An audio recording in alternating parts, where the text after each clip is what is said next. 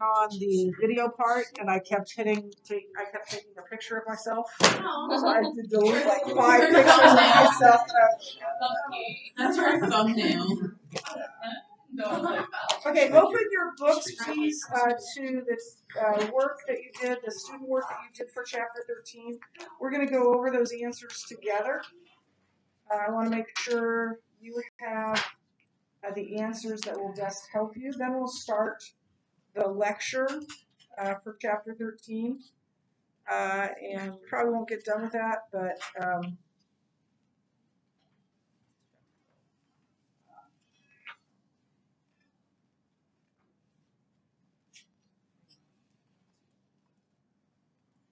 what is this here?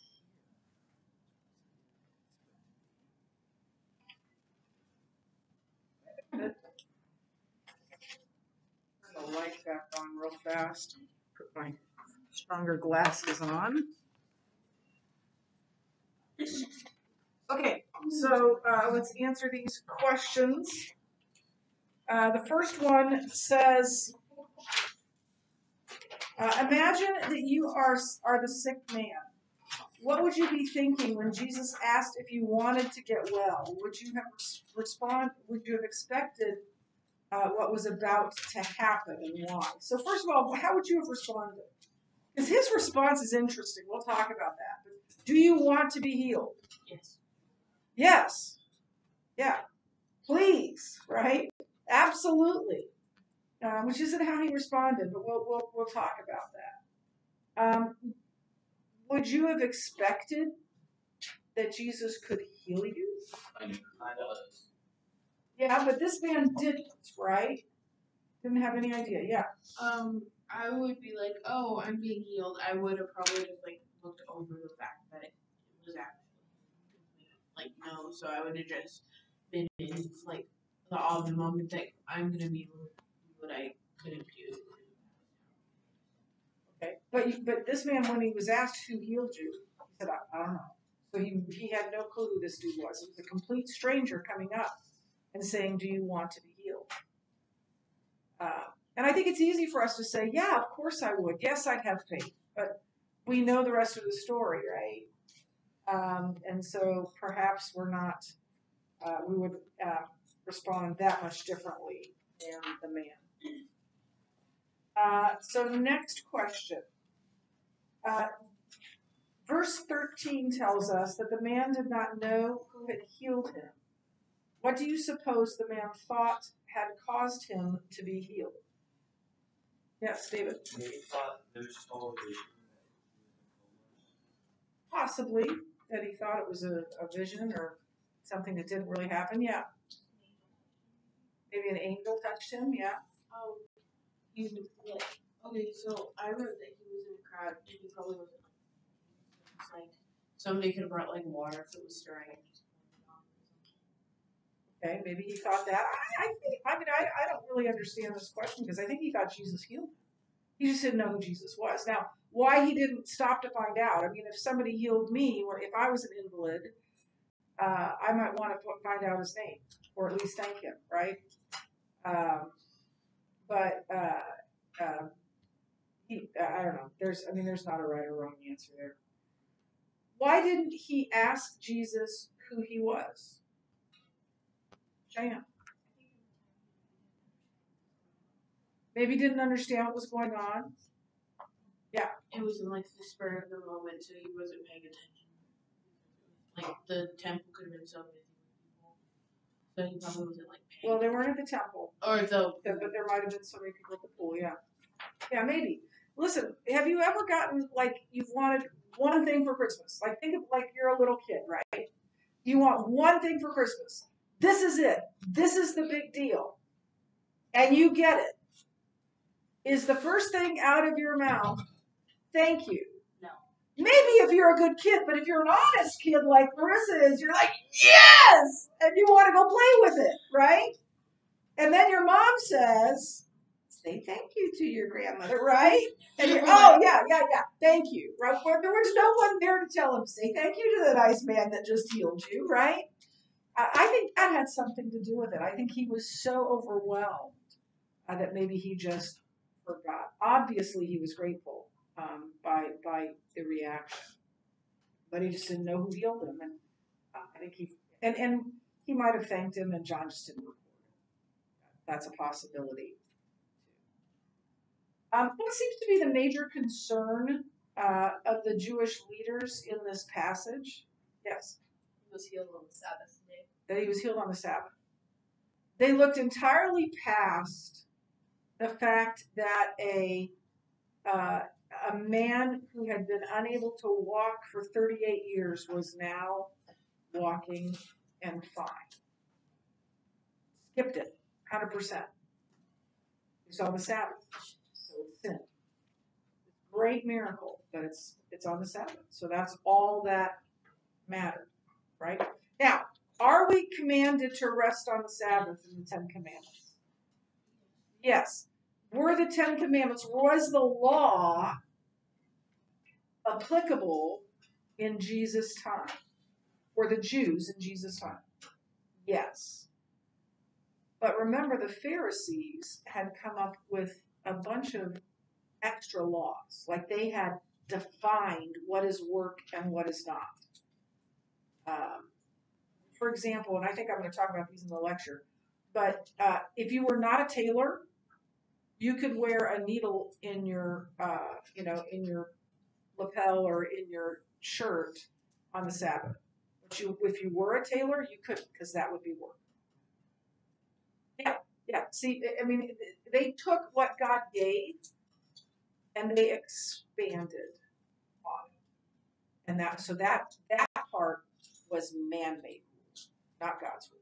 Yes. Wasn't one of them like you can't walk like this many amounts? Right. It was called a Sabbath day walk, and I can't remember how many, how far it was, but that if you walk any one step farther than that, you're sinning. Yes.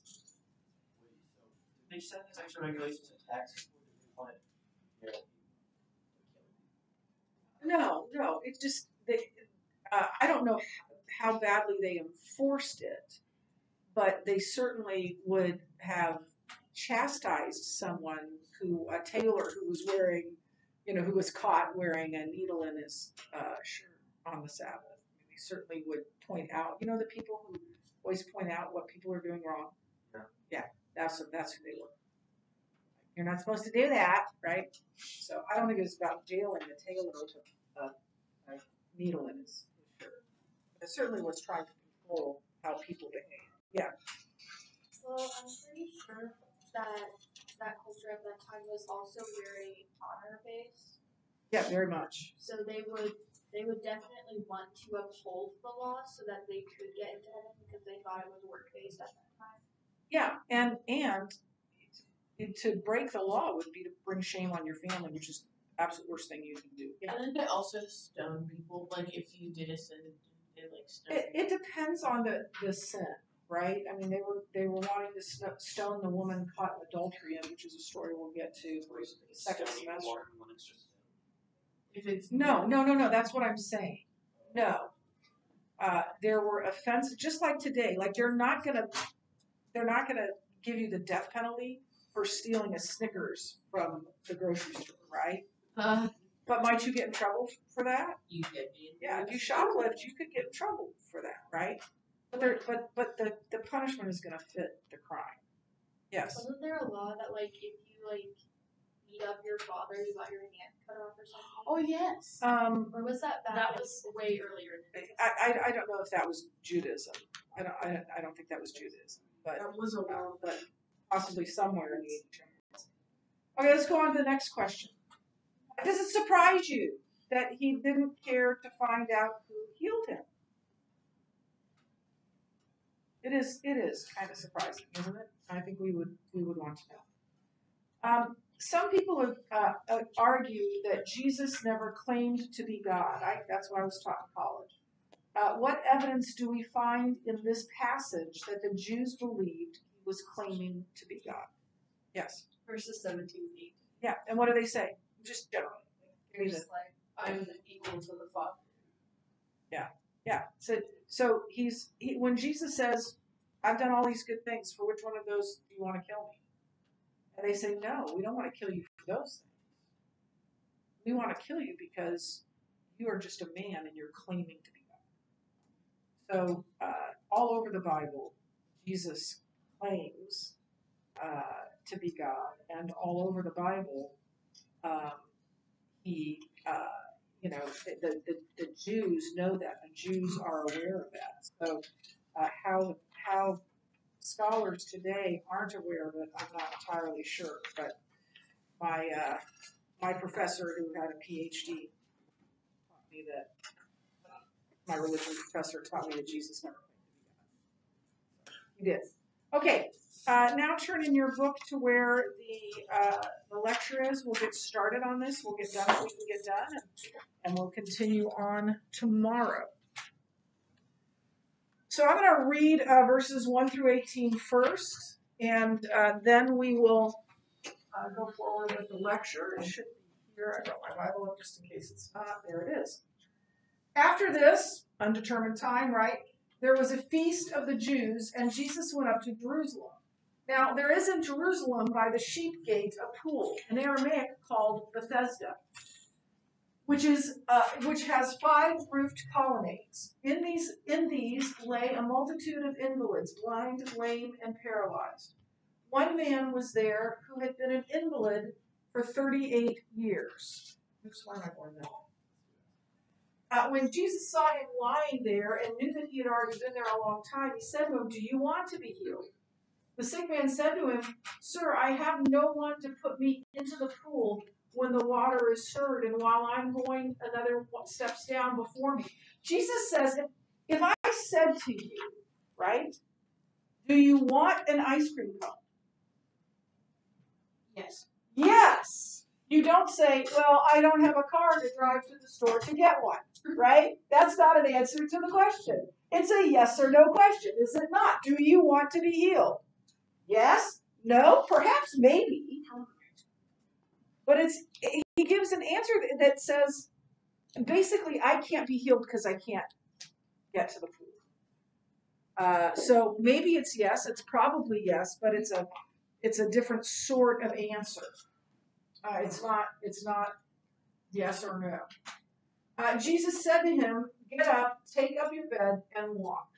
And at once the man was healed, and he took up his bed and walked. Now that day was the Sabbath. So the Jews said to the man who had been healed, "It is the Sabbath, and it is not lawful for you to take up your bed." But he answered them, so he's carrying something, and he can't do that on the Sabbath. Man-made law. Nowhere in the Old Testament does it say you can't carry something on the Sabbath. So the man who healed me, that man said to me, "Take up your bed and walk." They asked him, "Who is it? Who's the man who said you take up your bed and walk?" Now the man who had been healed did not know who it was, for Jesus had withdrawn as there was a crowd in that place. Afterward, Jesus found him in the temple and said to him, "See, you are well. Sin no more, that nothing worse may happen to you." The man went away and told the Jews that it was Jesus who had healed him. And this is why the Jews were persecuting Jesus, because he was doing these things on the Sabbath. But Jesus answered them, "My Father is working until now, and I am working." This is why the Jews were seeking all the more to kill him, because not only was he breaking the Sabbath, but he even called God his own Father, making himself equal with God. Now, as we've walked through John, we know that John omits some things. He keeps some stories out. He doesn't tell us everything about Jesus. In fact, he tells us at the end of John, now Jesus did a whole bunch of other things. And if all of them were written down, I suppose the whole world couldn't hold the books that would contain them. So there are things that are left out, and there's breaks. So we see this word at the beginning of John 5, "after this." Some undetermined amount of time happened. But we know that the events before this took place in Galilee, and this takes place in Jerusalem. So John has skipped over whatever happened between there. So we're going to just really briefly go over what he has recorded thus far. This is going to go really fast because then we'll move on. They say this is the first year of Christ's ministry.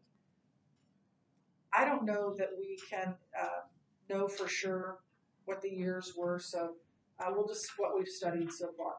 Christ cleansed the temple, that was in John 2. Christ meets with Nicodemus in John 3. Christ meeting with the woman at the well in Samaria, John 4. Christ's healing of the nobleman's son, also in John 4 maybe. And so then this is going to fill in the gaps. This is some of the things that happened early in Jesus' ministry that the synoptic gospels talk about that John does not. We already talked about after this. After this is some undetermined amount of time, and it occurs a number of times in John. We've already seen that. And it indicates some gap. We don't know how much time. So let's look at then Matthew, Mark, and Luke to kind of see what happened next. So Jesus had been in Cana and in Nazareth, and then he leaves there. By the way, if this is the same timing, while he was there, the people got angry at him, and they had rejected him. Maybe that is what John meant.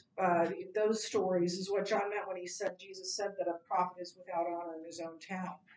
And they actually at one point took him to the edge of a cliff and wanted to push him over to kill him. But he miraculously just walked through the crowd and walked away. This might be, it might not be where they took Jesus, but this is in Galilee. It is a high place in Galilee, but someplace like that, he was. They tried to kill him. His own people tried to kill him. He spent a lot of time with his,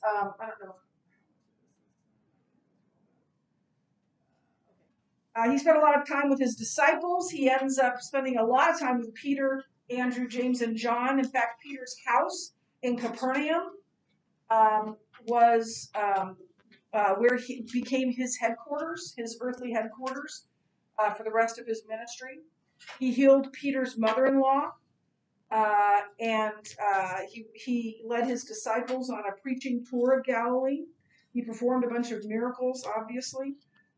He called Matthew as a disciple. So all of that happened early in this ministry. And then we read that after this, that he came to Jerusalem.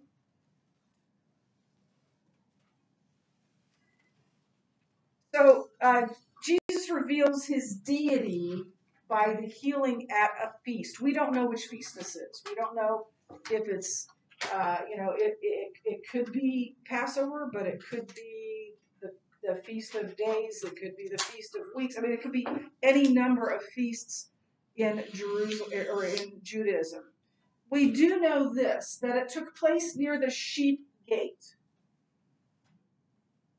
There were 12 gates that led into Jerusalem.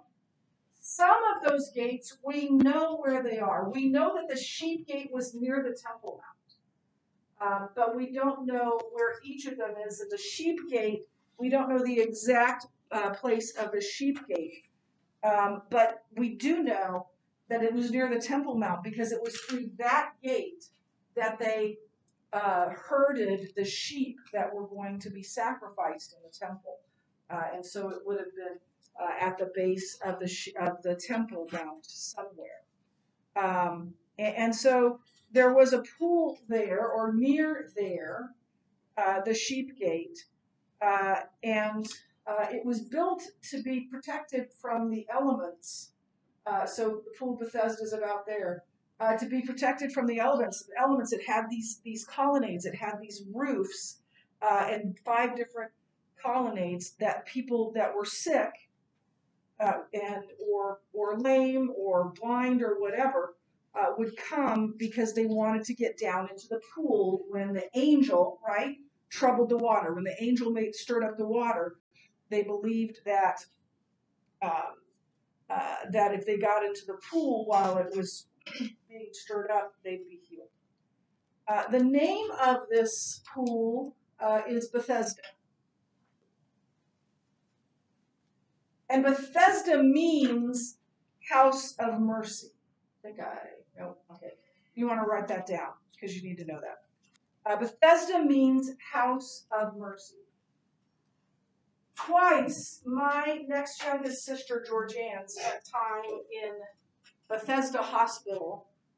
It's a naval hospital in Maryland, and we were living in 2 different times that we were living in Virginia.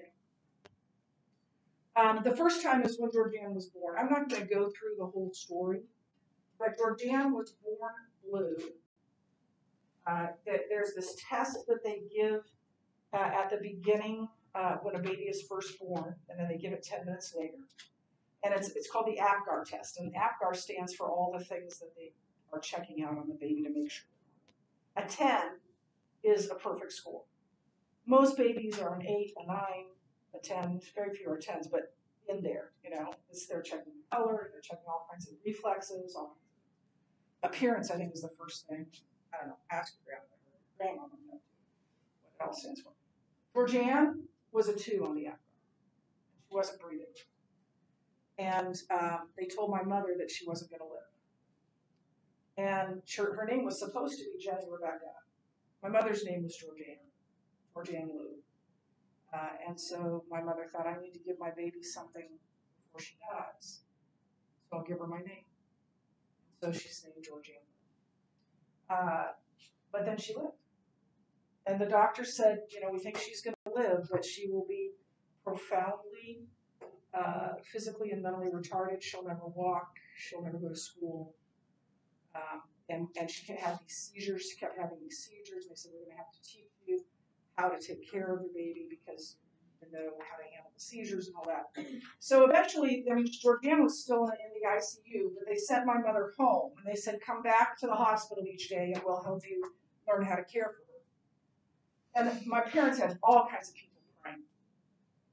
And my mom was on her prayer bench, maybe the next morning or the morning after that. My mom was on her prayer bench praying when the phone rang. And my dad picked up the phone. And my mother said that as she prayed, there was a presence and a light on her like she had never experienced before and never experienced again.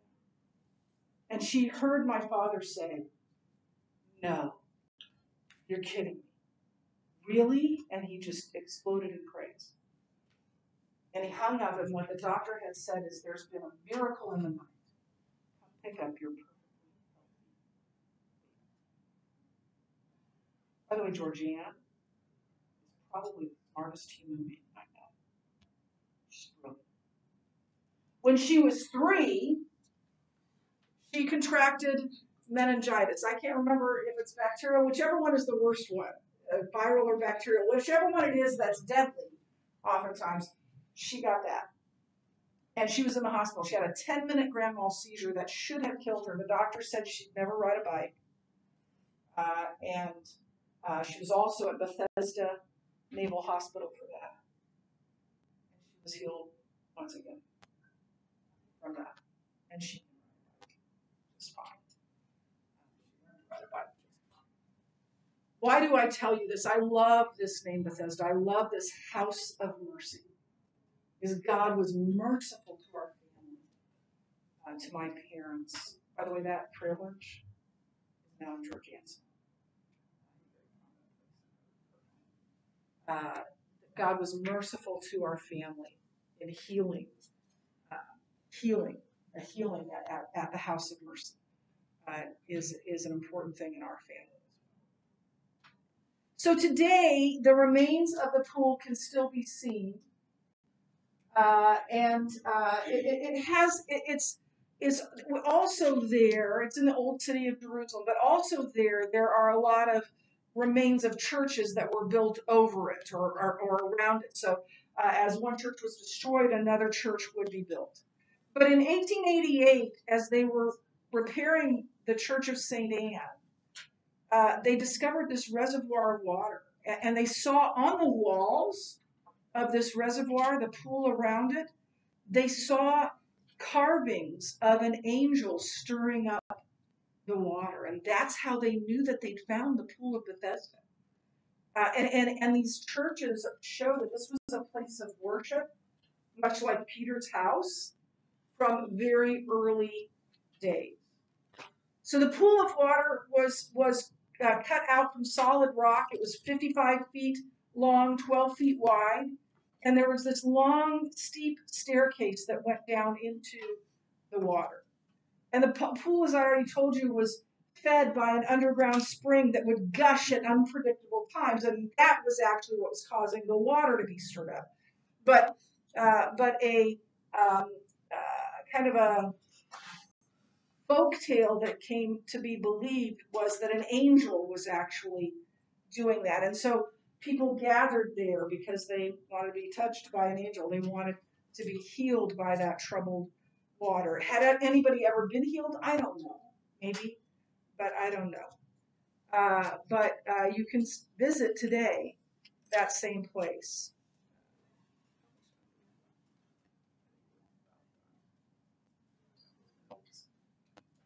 I'm 48. Yeah, we got about 3 minutes. Okay, we'll stop there. We'll pick up here tomorrow, and hopefully we'll finish it tomorrow.